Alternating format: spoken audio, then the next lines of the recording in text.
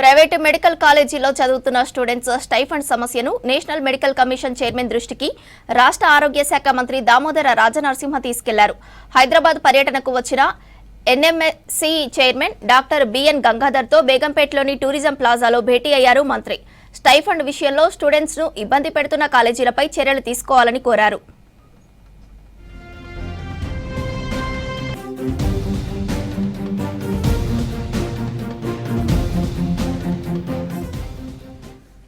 Students అందజేసిన representation కాపీని chairman కు అందజేశారు. రాష్ట్రంలో ఒకేసారి భారీ సంఖ్యలో కాలేజీలు పెరిగినందున ఫ్యాకల్టీ సర్దుబాటు, బిల్డింగ్ల విషయంలో అవసరమైన మినహాయింపులు ఇవ్వాలని మంత్రి దామోదర రాజనరసింహ కోరారు.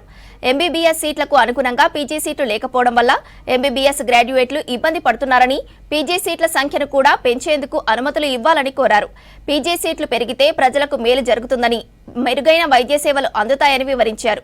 మెడికల్ కాలేజీల్లో ఫ్యాకల్టీ రిక్రూట్మెంట్ కూడా ఇబ్బంది ఉండదని NMC chairman doctor B N Gangadhar కు వివరించారు. మంత్రి దామోదర చేసిన విజ్ఞప్తులకు ఎన్ఎంసీ చైర్మన్ సానుకూలంగా స్పందించారు.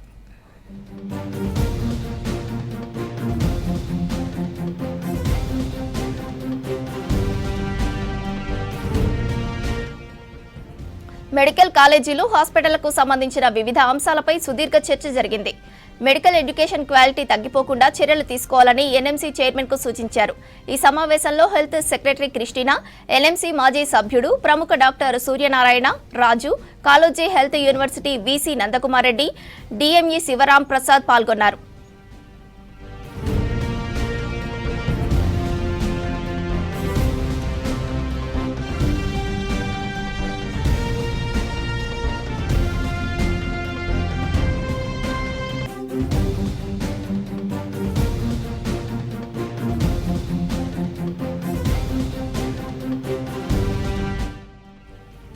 అంతకుముందు Osmania medical college principal, superintendent ఆహ్వానం మేరకు ఉస్మానియాలో స్టూడెంట్స్, టీచింగ్ ఫ్యాకల్టీతో సమావేశమయ్యారు ఎన్ఎంసీ చైర్మన్.